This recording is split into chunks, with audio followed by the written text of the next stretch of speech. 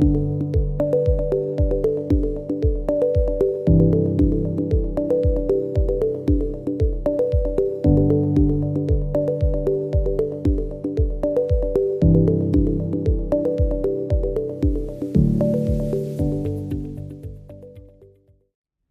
everyone, and welcome to Yoga Eat Love. I'm your guide, Sabrina. Let's practice peace, presence, and embodied alignment together. Because feeling complete is about so much more than what you eat.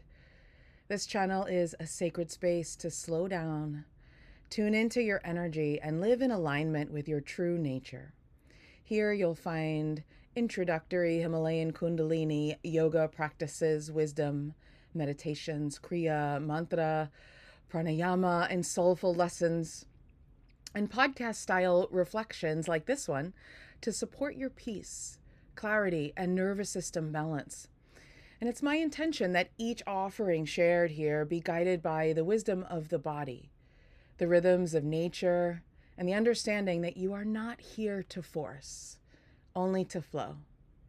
So if you're craving a softer, more intuitive way to live, eat, move, rest, and reconnect, you're in the right place. Subscribe and practice with me, and let's return to your natural rhythm and light you up from the inside out, one breath, one nugget of wisdom at a time. Welcome to today's episode, Wintering, Redefining Strength, and Finding Your Inner Warrior. So before we dive into the wisdom of all of this, I want to quickly share some timely reflection that's coming up both for me personally and in the collective. So we're still in this wintering season, if you're listening to this when it's released. And this time is very obvious for those of us in the north, maybe a little less obvious in the south. But you can see from the outside world, from nature, that nature is very quiet. It's stripped down. You know, the leaves on the trees are gone. Nature is resting. And this season invites us to slow down along with it and rest along with it and turn inward. Now, we're also in this like in-between energy. Again, if you're listening to this when it's released, New Year's is, the calendar New Year has just passed about a few weeks. And there's this push-pull energy. This somewhere between like go, go, go and no, no, no, right? For many of us, we're feeling this. I feel it too. It's a time of great transition. And if you think about it in energetic terms, according to the Chinese calendar or the lunar calendar, we're still in the year of the wood snake. So if you feel like you're not quite ready to fire up, we're still in this energy of wintering. We're still in this energy of shedding the layers like the snake, right? So take the time to release and let go of what you really don't want to carry forward, because things are going to change, right? We're in this in-between phase. So take the time now. Sit with yourself, be quiet. You know, the quiet is part of the work. This time of year is really not about forcing or pushing forward, although the calendar year kind of suggests that, but it's really not. We're still in this balancing and resting phase. So learning to enjoy the stillness is going to help with your own balance, with your own alignment with nature, because you are part of nature. And I want you to know too that this tension is really normal right now, and also during any transition. If you think about just every day, think of the sunrise and how hard it is sometimes to wake up, or even the sunset shifting from day to night. There's this shift of energy that's like a little bit uncomfortable, right? No wonder there's tea time and happy hour, for that matter. We're all seeking greater balance, and oftentimes we find something external or outside of ourselves in order to provide that peace and balance.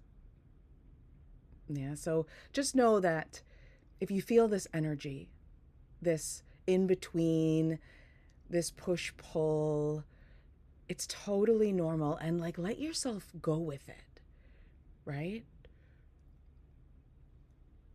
I also want to share a little bit about this wintering time where we have, and again, this is more obvious in the north, but we have these longer nights, right? The nights are still pretty long. The darkness is lengthy. But in that darkness, all the potential exists. It's in the quiet stillness. It's this place where nothing's quite visible yet, but everything is possible, right? The trees are resting, the ground is quiet, right? You don't see that growth coming out of the soil, out of the earth yet, but all of that potential lives under the ground. It's kind of like this pregnant emptiness or this fertile ground, and it's a potent time for rest. And for us yogis, this can be a deeply personal, meditative, and restful time, right? It's this space where intentions are forming beneath the surface, like cells for future growth inside the belly, inside the womb space, this unseen, right? So take the time, because this shift is coming. I mentioned earlier about the lunar calendar. Excuse me. And that lunar calendar, ooh, I have a little tickle in my throat. Pardon me. It is that time of year. So the February new moon is in mid-February. I think it's the 17th. And this is when things are going to start to really shift. And some of you may be feeling it already. I certainly do. We're entering into the year of the fire horse. So the fire horse has a powerful, fast-moving energy. Think of a horse galloping, right? It has this fire within it to move forward. But remember, we're still shedding. So what we release and let go of now is actually going to become the fuel that we're going to use to burn forward into the year ahead. So really dive in and ask yourself, what am I ready to release and let go of for good? What do I not want to take with me in the year ahead?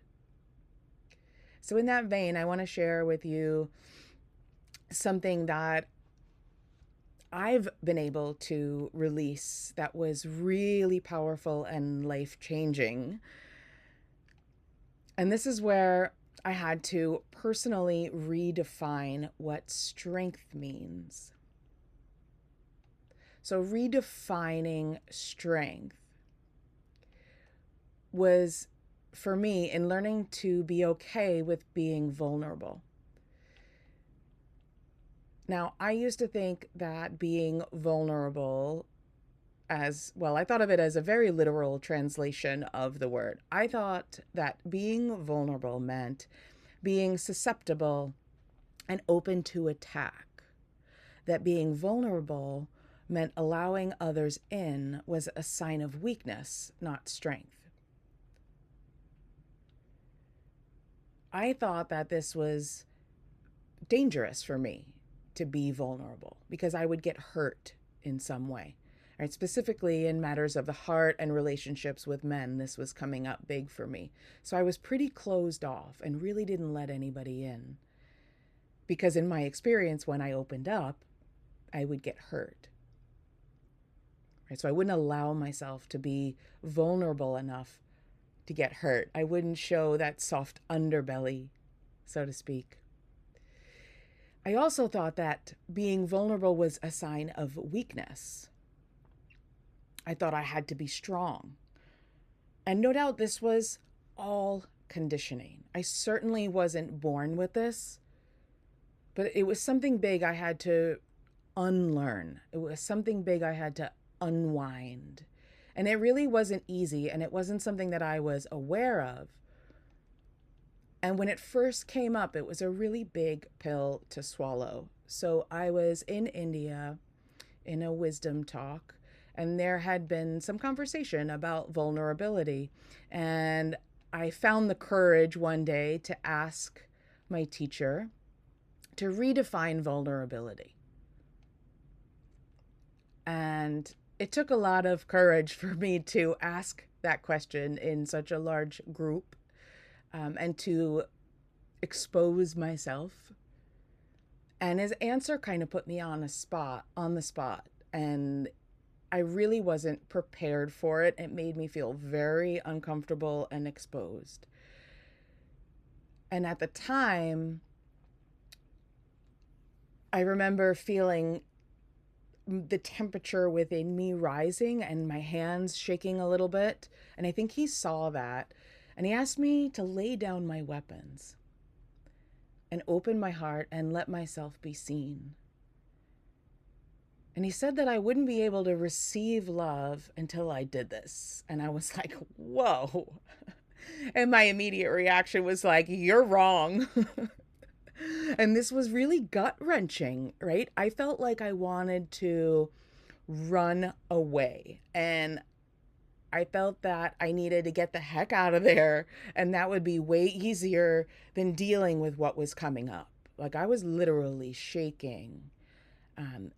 And if I'm being totally honest, if I wasn't all the way in India, I probably would have left. But I'm glad that I was so far away. And I'm glad that I was forced to sit with it and feel that vulnerability and being uncomfortable rise, because it was bubbling up to the surface. And I knew that if I really wanted to change my life, if I really wanted to change this about myself, I had to really tear down these walls, right? I had to accept and redefine that vulnerability was okay, right? That I wasn't going to get hurt. And everything that I was feeling wasn't my fault. I had to stay with it. I really had to listen, and I really had to feel. I had to feel all of these things coming up in order for them to be released, right? When this stuff comes up, I was triggered, right? And when our triggers come up, they're there to be released, right? Our triggers are our greatest teachers. So if you feel like something is coming up, it's time to stay with it, listen and feel, and allow it to be released. Now, it took a lot of time for this to really sink in and feel it, and really feel that being vulnerable and soft is actually having greater strength. And in this time, I've been able to process all this, and I've learned that he was right. Being open doesn't mean being susceptible to destruction. It actually allows for change. It allows for flexibility. It allows for love to enter and flow freely, like water, right? Allowing that love, that softness to flow in and out freely. So the lesson wasn't in redefining vulnerability like I asked. It was in redefining strength. That strength is both strong and soft. And those two polarities existing together in balance with discernment, right? Knowing when to be strong and when to be soft. It's about being open to receive, creating this flexibility and adaptability. And that vibrates more love. So strength doesn't have to be aggressive, and it shouldn't be rigid. You think of it like a branch. The strongest branches are those that bend in the wind. They don't break, right? When they break, they're brittle. So I want to disrupt this warrior image that we have, that strength is just physical. It's not about pushing through pain. It's also about softness and mental stability, having strong values and flexibility at the same time. So not being so stoic where we don't let anything in, but being more fluid.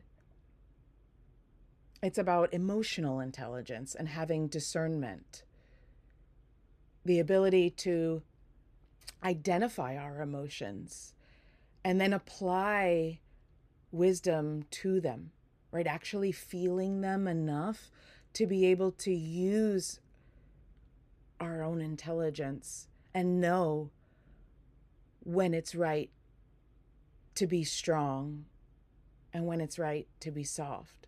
It's about having steadiness in our nervous system, right? So our brain, our nerves, and our organs function from a calm and safe state. So softness as strength is where softness exists in the heart and body at the same time. And it's so powerful to have that compassion for ourselves and others is a sign of strength. And that wisdom includes sensitivity, right? Having that emotional intelligence requires us to feel the emotion first before we can apply intelligence to it, right? Having that discernment, knowing that you have permission to know when to be soft and knowing when to be strong. So in yoga, it said that the spiritual warrior knows when to serve a lotus, right? The lotus flower that lives in the heart space. And it knows when to serve the sword, right? Requiring that emotional intelligence within us, learning to respond instead of react. And it's sometimes almost countering our natural instincts. It can feel that way, especially at first. But with practice, with consistent practice, specifically the Himalayan Kundalini practices that I share, we begin to have the time and space within us to respond instead of react, to respond with intelligence instead of reacting, maybe with violence or aggressiveness. When to be fierce and when to be gentle. And this is the way of the spiritual warrior, right? Where we start to activate our own inner warrior,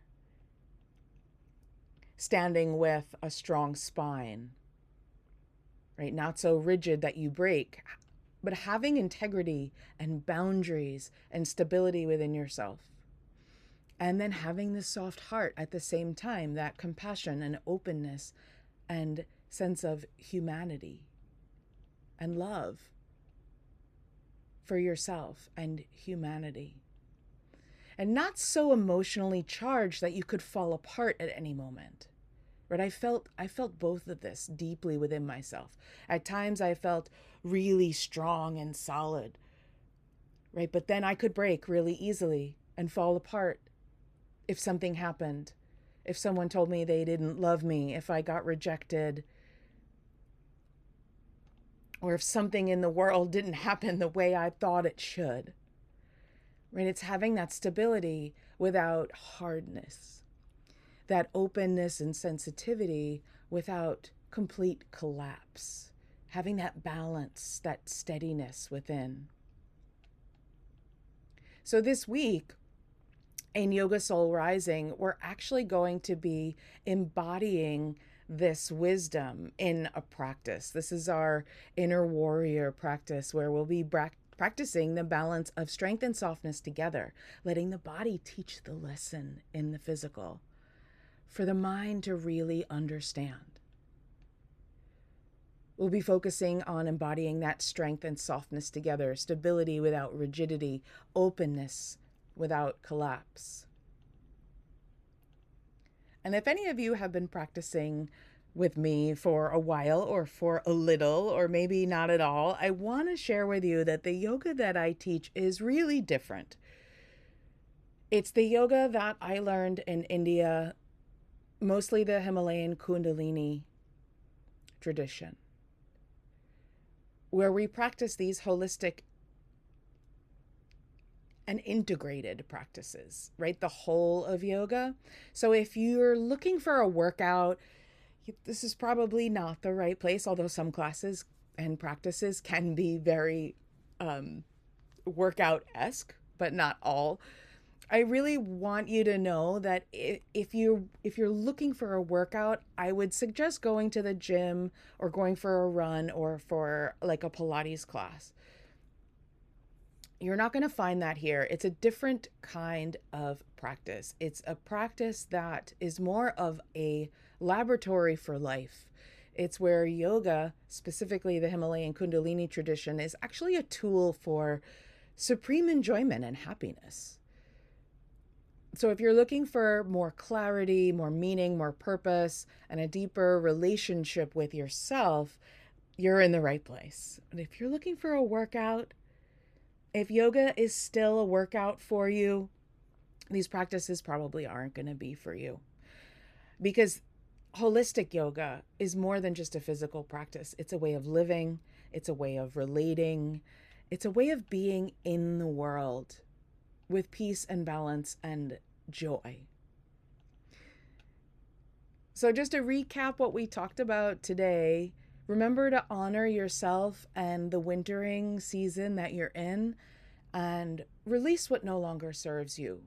We're still in that shedding time. So shed those final layers of the wood snake, because we're going to use that wood that you chop as fuel going forward when the fire horse takes the reins and we start moving fast. And let's sit back and redefine a little bit what strength and vulnerability means to you. So you're welcome to join me on the mat this coming week in Yoga Soul Rising. This is your invitation to practice and let these practices support you on your path. You can join right away and join us live or with the recording. When you join, you get full access to the entire practice library. And you can use a code so you can get the first month for just $20. So the code is Yoga Eat Love, all caps. And just go to my website, sabrinacaliyoga.com, and join the Soul Seeker membership inside of Yoga Soul Rising and enter that code Yoga Eat Love and you'll get the first month for just $20. I'll put the link in the description for you too. So if you liked this episode, subscribe and practice with me. Let's move with your energy, not against it. Until next time, stay connected to your breath, your body, and your own inner wisdom. Namaste.